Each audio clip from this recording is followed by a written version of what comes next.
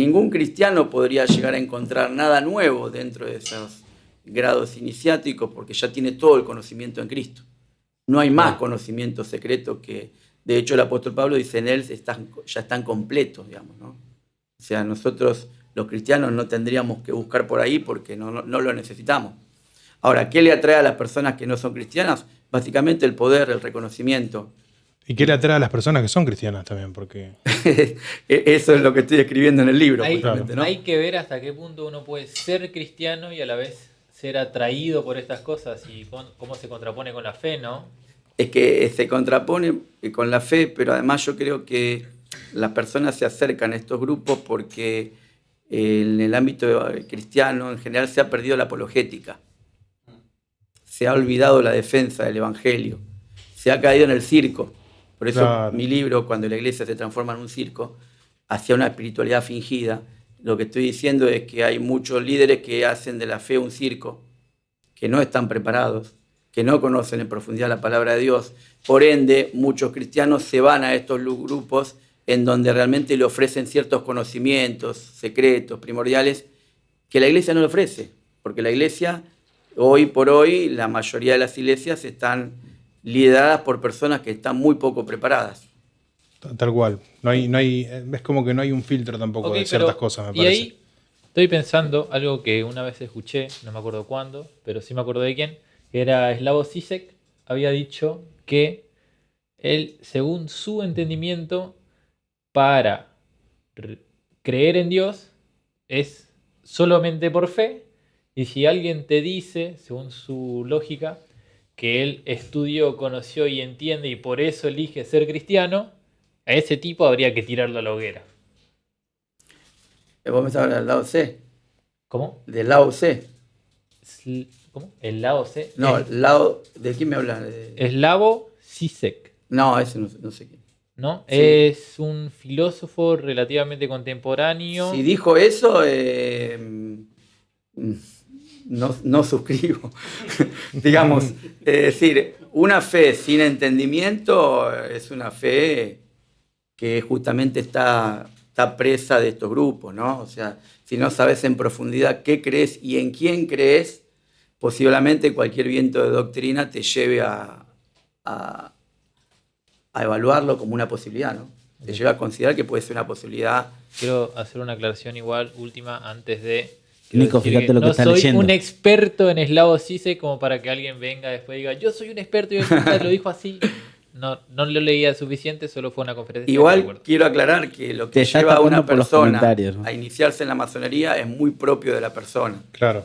O sea, no puedo estar en la cabeza de cada persona, ¿no? Cada persona ingresa por motivos distintos, ¿sí? Lo que sí es incompatible es que un cristiano, si es que realmente tuvo un encuentro personal con Dios por medio de Jesús, tenga esa inclinación hacia los grupos esotéricos y hacia la masonería, digamos. Sería totalmente incompatible, ¿no? Claro. Porque además el cristianismo contradice la lógica de la masonería. No todos los caminos llevan a Dios. Jesús dijo, yo soy el camino, la verdad y la vida. Nadie viene al Padre sino por mí.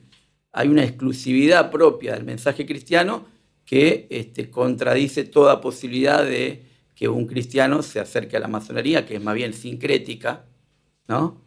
Y que acepta a cualquier persona, no importa las creencias, ¿no? O sea... Sí, yo creo que hoy en día también hablábamos de esto en un podcast que tuvimos, creo que fue el primero, que hoy en día la gente hace como, y por ahí me representa un poco, agarra un poquito de cada religión. Claro. Agarra un poquito y dice, bueno, esto por ahí está bien, esto no. Y yo hablaba de que a mí me servía mucho la meditación, claro, en su momento, y que de repente también he ido a la iglesia cristiana, me he congregado en la iglesia cristiana, hice meditación trascendental, entonces como que la gente hoy en día está muy...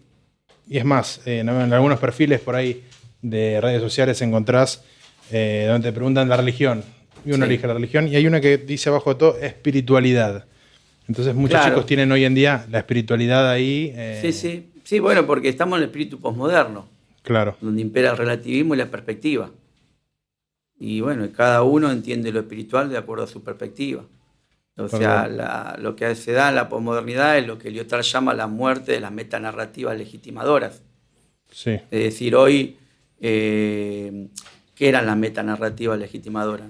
Eran justamente aquellos discursos que te explicaban el origen y el fin de la historia. Por ejemplo, el marxismo, el capitalismo, el iluminismo, ¿no? Sí. Pero hoy ya eso, esas metanarrativas que legitimaban todo el ámbito del acontecer, ya han muerto y ha dado lugar a las distintas racionalidades. Entonces cada uno interpreta las cosas de acuerdo a su propia perspectiva.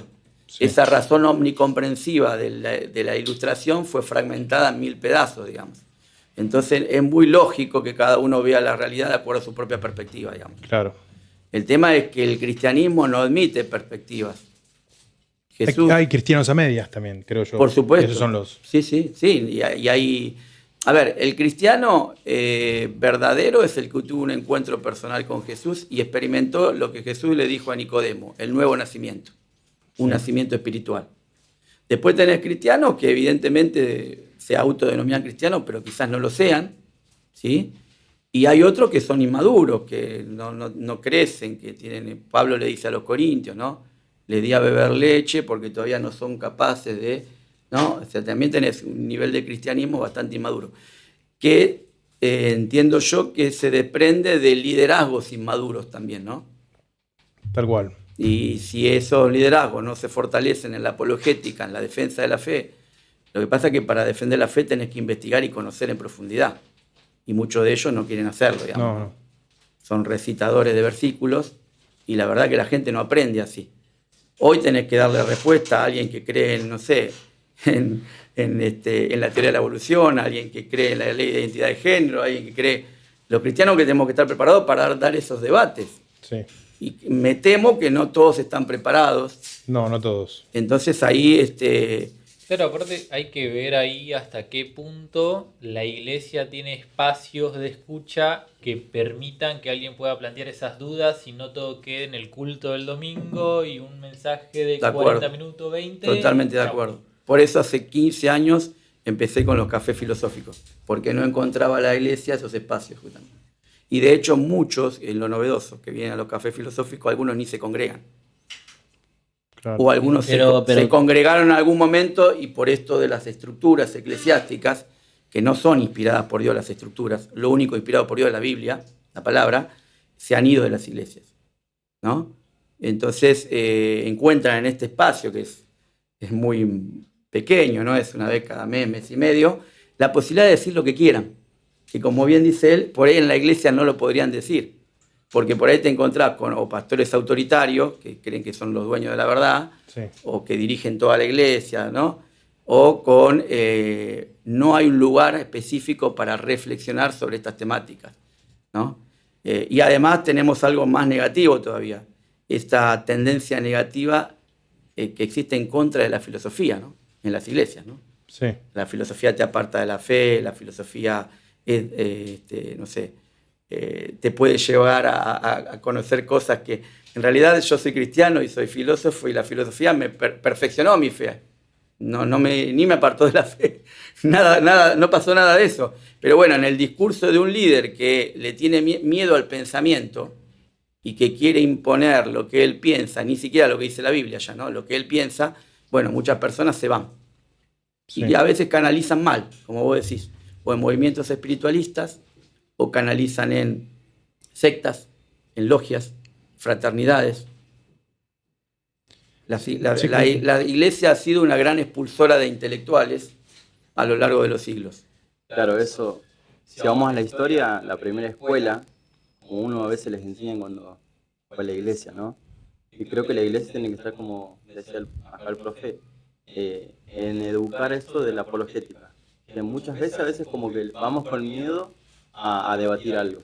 Y el cristiano me parece que no tiene que tener un poquito de miedo en ese sentido de decir, no, yo esas cosas no opino, porque ya te convierte medio tibio, ¿sí? En ese sentido, como que al callar, creo yo, te convierte hasta incluso en un cómplice. Claro, es más, pero volvemos a los líderes, ¿no? A los líderes, como... Claro, y es más, Claudio. Hoy en día... Pues es diferente un pastor que viene y te dice... No te da una explicación concreta o te manda No, porque la a Biblia leer un lo dice así, versículo listo. y No hay como quedate. una- Quizás no la saben la explicación. Claro. A veces no es por maldad, es por ignorancia. Claro. Exacto. Eso es lo que voy. Es la agnoia, es la falta de conocimiento, de gnosis, la falta de Claro. conocimiento. O sea, ellos se han opuesto tanto al conocimiento. No te olvides que Lutero dijo que la razón era prostituta. ¿Sí? Claro, a veces como que Explicación, por tenemos favor. tanto la filosofía de... Y que la razón, que la razón a la prostituta significa de que no podemos ser salvos por medio de la razón. Ya lo sabemos que somos justificados por la fe, pero la razón siempre acompaña, ¿no? O sea, una fe que puede ser racionalizada y que tiene argumentos de razón para ser sostenida es mucho más que una fe simple o sencilla, digamos, ¿no?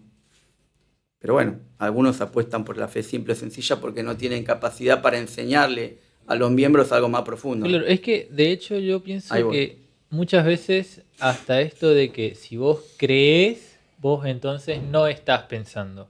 Vos crees esto y está puesto ahí y nunca te pusiste a revisar los postulados, revisar las lógicas, si esto tiene sentido. No, es como, no, vos crees, vos no sabes nada. No, bueno, eso hacen los líderes que no quieren trabajar, digo yo, ¿no? Que no se preparan, no estudian, no investigan y de alguna forma terminan manipulando a la gente y por eso la gente se va. Fíjate que hoy vemos en las iglesias evangélicas, después de 30 años, iglesias que siguen teniendo 200, 300 miembros y que son miembros reciclados, digo yo, porque se van de una iglesia y van a otra, ¿no? O sea que el impacto que tiene la iglesia hoy en la sociedad es nulo casi. Y eso se debe yo creo que a un trabajo bastante pésimo Sí. en cuanto a los liderazgos, ¿no? Y igual se habrán dado cuenta que no los quiero demasiado algunos líderes. Ah, Bueno, no, digo, ¿cómo Claudio escucha los sermones los domingos? Digo. claro. Sí. no ¿Qué escucho está diciendo este hombre? sermones, salvo el del domingo, pero después me dedico a la Perdón. investigación. A la Quería lectura. acotar algo. Creo que es importante, a veces nos educar, no sé si educar, pero nos decían siempre que el cristiano tiene que estar en el mundo y el mundo, ¿qué era el mundo, no? Y ahora como entender esta parte de decir, bueno, no, tenemos que conocer de las cosas del mundo también para entender. Si tu fe está tranquila, Pero, si tu fe, vos claro. sabés bien que lo que crees, me parece que no hay que tenerle mucho Jesús miedo a las cosas que... Jesús no enseñó eso. Yo no te pido que los apartes del mundo, dice, sino del mal, dice. Claro, yo de No hecho... tenemos que apartar del mundo, tenemos que apartar del mal. Claro. Jesús estuvo con prostitutas, estuvo con... O sea, Jesús estuvo bien con toda la gente. ¿Cómo nos vamos a apartar del mundo si le tenemos que predicar el evangelio? Yo de hecho algo que pienso cuando pienso esto que estamos hablando ahora es mi primer año en letras, estudiando con un amigo de la iglesia. Me acuerdo que estábamos estudiando, él no estaba haciendo letras, pero había una materia que justamente coordinábamos. Y me acuerdo que él me había dicho cuando estábamos estudiando, che, vos pensás, era hermenéutica lo que estábamos Sí. haciendo, que si entendemos esto, vamos a seguir creyendo en Dios. A lo que yo le dije, yo creo que Dios es la verdad, entonces siempre que me acerque a la verdad voy a seguir conociendo a Dios. Claro. Y entonces me acuerdo que ahí me acuerdo que él me vio como, pero pará, re filosófico tu punto de vista, pero era como lo que yo en serio estaba creyendo. Claro. No, a ver, la filosofía ha dado importantes filósofos cristianos. O sea, no se puede hablar de Justino, el primer filósofo cristiano, nace en el 100, muere en el 166, de origen samaritano, que escribió dos apologías al emperador Adriano, que escribió una obra llamada Diálogo con Trifón. Te puedo hablar de Clemente de Alejandría, siglo III, que escribió las Estrómatas, que escribió el Pedagogo. Te puedo hablar de Orígenes de Alejandría, que escribió el Periarcón, que escribió el Contracelso. Te puedo hablar de San Agustín, o sea, filósofos de primer nivel, digamos. ¿Cómo vamos a decir que la filosofía o te aparta de la fe o que no es importante para el conocimiento? De hecho, no era lo que pensaban los primeros filósofos cristianos, que fueron los que contribuyeron a defender la fe ante los ataques de los griegos, ante el ataque de los judíos, digamos. La filosofía siempre fue una aliada de la fe. Los que han transformado la filosofía en enemiga de la fe han sido primero los protestantes y algunos evangélicos, ¿no? Tampoco no les ha ido tan bien al hacer eso, porque tampoco crecieron demasiado, ¿sí? Otra cosa es que diga, bueno, que el conocimiento salva. Eso no es lo que... El conocimiento no salva porque eso es justamente gnosticismo. Eso forma parte, volviendo a la masonería, de la masonería. la salvación por el conocimiento, ¿no? El conocimiento no salva, ¿sí? Salva la fe en Jesucristo, pero es una fe que después se nutre de ciertos conocimientos, permite que uno pueda desarrollar una apologética mucho más inteligente. Claro. ¿Cómo vamos a discutir con un marxista si no leímos a Marx? ¿Cómo Claro. discutimos con un idealista si no sabíamos quién fue Hegel? ¿Se entiende lo que digo? ¿O cómo Sí, discutimos sí. con un masón si no tenemos ni la menor idea de qué De lo piensan que los es. masones? Claro, y justamente siento que ese enamoramiento de la ilustración que vos decís que justamente hace que la masonería sea luciferiana, porque se enamoran del conocimiento y Exactamente. solamente el conocimiento lleva al derrumbe. Sí, se enamoran del conocimiento y creen que a través del conocimiento van a lograr la autoperfección, que es lo que en definitiva buscan los masones. La salvación para los masones es por obra.